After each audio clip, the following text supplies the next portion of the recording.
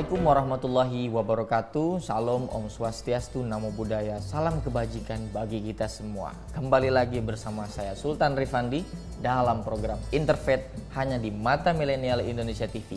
Matanya Indonesia.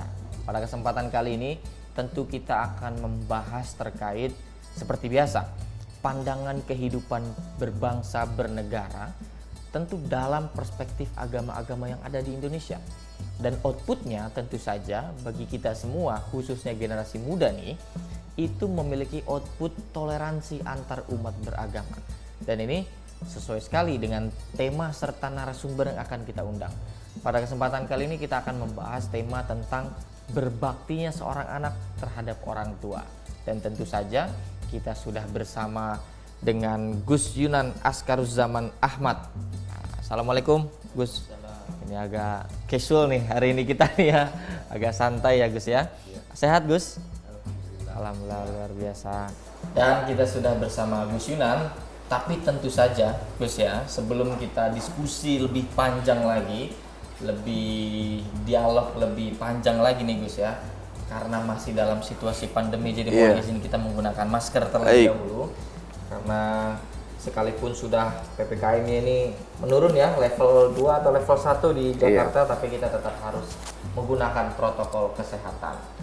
Baik, seperti tadi yang saya katakan bahwa pada kali ini kita akan membahas tentang bagaimana Islam ini memuliakan orang tua, Gus. Jadi ini kan mayoritas penonton ini milenial nih Gus ya, anak-anak muda, tentu saja harus dan penting sekali mengetahui bagaimana cara kita beradab gitu ya. Kalau yang masih ada ke ibu bapak ataupun ke yang lebih tua dan lain-lain sebagainya. Nah, bagaimana nih Gus? Ini kan di tengah arus ya, contoh-contoh di sosial media, di YouTube dan lain-lain sebagainya. Tapi bagaimana Islam itu menempatkan orang tua? Bagaimana anak harus bersikap kepada orang tua dalam pandangan Islam? Bagaimana kira-kira Gus? Mas Sultan ya, Siap. kita tahu bahwa orang tua itu sangat nyata perjuangannya, pengorbanannya kepada diri kita. Oke. Bagaimana bentuk alis kita, bagaimana cara kita bertutur kata, sampai pada sikap-sikap, perilaku-perilaku kita itu sudah Allah siapkan takdirnya, tapi lewat perantaraan orang tua itu, lewat X dan Y itu ya. Nah, dari kesadaran bahwa kita ini lahir ke dunia melalui kasih sayang mereka dan pengorbanan mereka, tentu saja sudah sewajarnya kita berterima kasih atas pengorbanan dan jasa-jasa mereka ya. Tentu saja tanpa mereka apa yang bisa kita lakukan? Manusia ini kalau boleh disebutkan hewan dalam tanda kutip ya, dalam mantik itu kan. Insan hewanun natik ya. Artinya apa? Hewan yang diberi kemampuan berpikir ya, hewanun natik. Jadi sama dengan hewan yang lain. Namun manusia ini kan yang paling lama adaptasi untuk bisa bergerak sendirinya. Hewan umpama kambing, sapi, kuda lahir itu berapa menit kemudian sudah bisa berdiri di atas 4 kakinya yang kokoh. Nah, udah bisa jalan langsung. Udah bisa jalan. Nah, manusia butuh untuk jalan itu bisa sampai setahun mungkin ya. Dan itu variatif tergantung bayinya juga.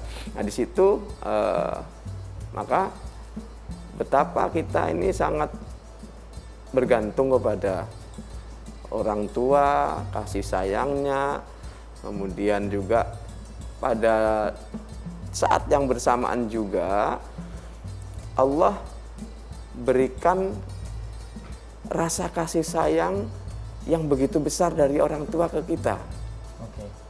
Karena apa? Coba kalau kandungan itu cuman 2 jam, 3 jam, rasa sayangnya ibu itu nggak akan sedalam sampai 9 bulan kan. 9 bulan dibawa kemana-mana, maka ketika lahir dan sudah lahir sangat sayang, siap berjuang untuk apa? Untuk kebahagiaan anaknya, siap fight untuk memperjuangkan kebutuhannya, kasih sayangnya. Nah ini hal yang sangat luar biasa sekali kalau kita amati benar ya, dari kita dulu di alam ruh, lalu 4 bulan berdasarkan hadis di Arba'in Nawawi itu 4 bulan dimasukkan ke dalam rahim ibunda kita, sambil berbarengan ditulis nasibnya ya, rezekinya begitu ditulis itu semua. Nah, lalu lahir, kita tidak bisa apa-apa. Kalau hewan lain bisa dalam hitungan jam bisa sehat langsung berdiri, kita tidak bisa, belum bisa. Maka kehadiran ibu, bapak, nah ini pada satu saat kelak sebagai sudah sunatullah, bahwa jadi setelah lahir manusia itu di antara hewan lainnya, kalau boleh disebut, manusia hewan natik, diberi kemampuan berpikir, menganalisa, sehingga dengan itu dipercaya oleh Allah untuk menjadi khalifah, ya, mandataris mengelola alam semesta ini. Nah, namun tidak serta-merta itu dia langsung pada saat itu langsung bisa berdiri, sehingga kehadiran orang yang bersedia mengasuh sampai dewasa penuh kasih sayang. Makanya hikmahnya Allah letakkan itu 9 bulan dalam kandungan. Coba kalau kehamilan itu di luar umpama ya, di luar dirinya atau bagaimana gitu, makanya kan nanti kan beda karena rasa kasih sayang. Ini kan bahasanya darah dagingku sendiri, buah hatiku sendiri, sehingga orang tua memperjuangkannya itu dengan sungguh-sungguh. 9 bulan dilewati, siang malam 24 jam. Nah, sebaliknya sudah sunatullah bahwa manusia itu dan segala sesuatu itu bahasanya dalam Ibnu Khaldun, Muqaddimah Ibnu Khaldun dinyatakan bahwa semua organik ya, semua organik di alam semesta ini lahir, tumbuh, lenyap atau mati. Itu tiga hal. Siklusnya begitu. Nah, baik dia organik manusia, hewan, ataupun lembaga, ataupun bangsa, ataupun organisasi apapun ya. Nah, lah nanti orang tua ini kan akan menua. Karena itu akan digantikan, ganti merawat. Anaknya lah yang akan merawatnya. Ya, karena itu Nabi kan meninggalkan pesan itu. Berbaktilah engkau kepada orang tuamu, kelak anakmu lah ganti akan berbakti padamu. Maka di situ kita penting juga mengajari anak kita silaturahim ke kakek neneknya, dia ke saudara, dia melihat dengan dua matanya bagaimana ibu bapaknya bakti kepada kakek neneknya, sehingga ada contoh. Tentu saja kan namanya anak itu cara belajar paling awal itu kan duplikasi kan, Mas. Melihat contoh. Menduplikat. Apa yang didengar itulah akan yang diucapkan, apa yang dilihat itulah yang akan ditiru. Maka di situ seorang orang tua itu berhati-hati banget pilihan diksinya ya, kemudian perilakunya itu akan menjadi ditiru itu. Anak kecil itu peniru yang paling baik. Ada istilah golden age itu ya, waktu balita itu ya, anak kecil itu. Golden age ya. Terutama kalau itu dalam dunia itu ya 1000 hari pertama itu ya. Perkembangan untuk otaknya, kemudian tidurnya yang harus diupayakan panjang. Oh, iya. Ya. Nah, pada titik itu setiap anak manusia itu dalam agama Islam itu diminta untuk nafakuri itu kan, menafakuri, merasakan kasih sayangnya orang tua, sehingga pada saat nanti dia juga menjadi orang tua itu ganti nanti anaknya yang akan berbakti kepada dirinya. Namun biasanya orang kurang memahami betapa besar jasa kedua orang tuanya, pengorbanannya, kasih sayangnya, kecuali setelah dia sendiri menjadi orang tua, Mas Sultan. Ya. Iya, pas dia jadi orang tua, terus bingung melihat tingkah pola anaknya atau problematika dalam sekolahnya, jenjangnya, kemudian ada semacam tanda kutip kenakalannya, problem-problemnya. Di situ baru dia itu nanti akan merasa, ya Allah, betapa beratnya bapak ibuku itu ya. Apalagi kalau orang zaman dulu kan anaknya banyak-banyak ya. Oh, iya. Orang zaman sekarang kan sedikit ya, sehingga problemnya lebih sedikit. Nah di situ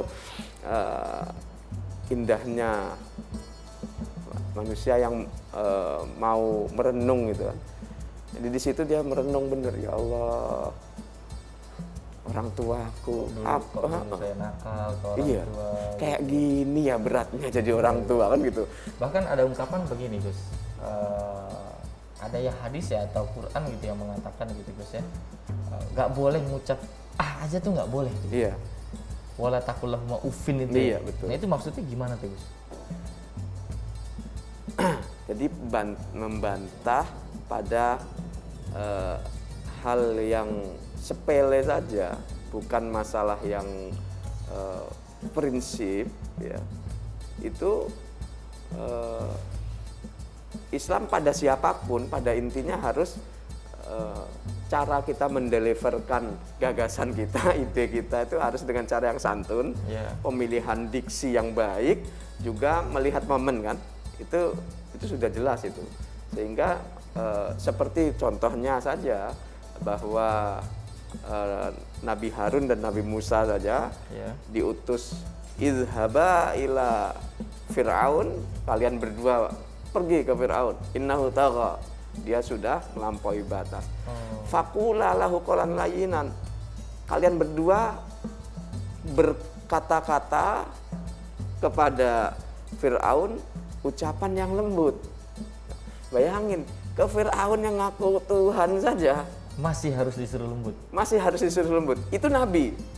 Nah, apalagi kita kan yang kita bukan Nabi, kita bukan siapa-siapa, iya. tapi ngotot kemana-mana. Nah, ini makanya sesuatu yang kita sendiri harus introspeksi diri, karena kadang-kadang kita pun kebetot mau ke sana tuh. Iya. Bahkan melebihi dari Fir'aun jangan. Kadang-kadang yang kita hadapi sudah jelas bukan Fir'aun, dan kita sendiri bukan Nabi, ya kan? Nah, cuman kadang-kadang memang kehidupan ini mungkin ya Sultan, kebutuhan orang tua sudah lelah di luar, sehingga sampai di rumah pengennya ndak ada masalah, nggak direngekin, pengen segera istirahat dan sebagainya.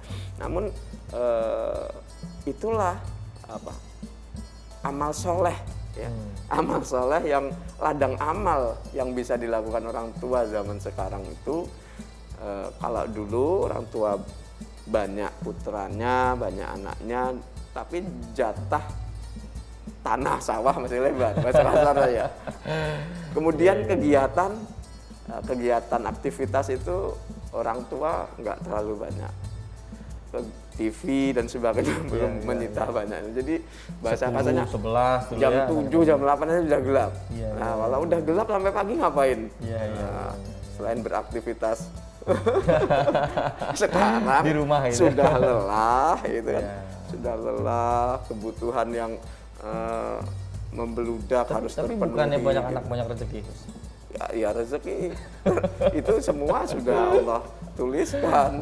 Cuman kebutuhan zaman ini akhirnya kan membuat juga orang produktivitas dalam hal masalah keturunan itu juga terpengaruh juga. Artinya bukan hanya kepada orang tua, bahkan kepada orang tua Terlebih nggak kepada boleh orang gitu. tua. Iya, Iya, nggak boleh itu, Gus. semua kepada Tapi sekarang kayaknya banyak tuh Gus anak muda yang kayak gitu tuh Gus. Misalkan disuruh kemana gitu, ke warung misalkan, tadi dulu lagi main game. Gimana tuh Gus?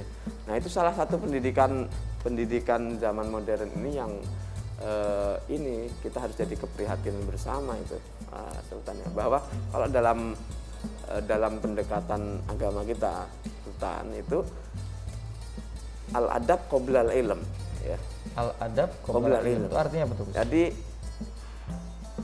adab itu harus didahulukan bahkan sebelum Anda pun mencari ilmu. Oh. Jadi maksudnya ya, pentingkan adab, pentingkan akhlak. Jadi percuma juga pintar tapi nggak punya Nah adab. iya, gitu. betul. Karena itu kan seperti pesannya ibundanya Imam Malik, kalau sambil Imam Malik itu mau sekolah sore gitu, dipakain baju bersih, dikasih parfum, kasih sesuatu buat suasana Arab tentu saja.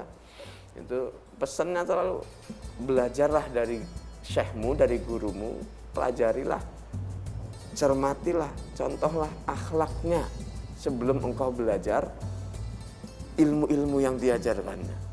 Nah, di sini nih mungkin pendekatan herd di lembaga pendidikan formal maupun informal itu terlalu masuknya ke otak, dijejali terus, Transfer ilmu. Nah, transfer ilmu, tidak pembentukan karakter. Maka bersyukur sekali jika sekarang ada terus departemen-departemen yang terkait itu berusaha bagaimana manusia Indonesia seperti amanat undang-undang, manusia yang seutuhnya kan, yang bukan robot, yang bukan separuh kemanusiaannya itu. Ya, jadi mungkin itu pesannya ya Gus ya. Artinya ketika kita mampu sopan gitu ya, santun terhadap orang tua, tapi bukan hanya ke orang tua tapi ke semuanya juga. Tentu masih ada banyak lagi pertanyaan yang akan saya tanyakan ke Gus Yunan, tapi kita mungkin akan break sejenak dulu Gus, karena mungkin mau minum kopinya dulu gitu ya, mau istirahat sejenak dulu. Dan tentu saja bagi para pemirsa jangan kemana-mana, karena akan masih banyak pembahasan yang akan saya tanyakan lagi. Jadi tetap di Interfaith hanya di Mata Milenial Indonesia TV, matanya Indonesia.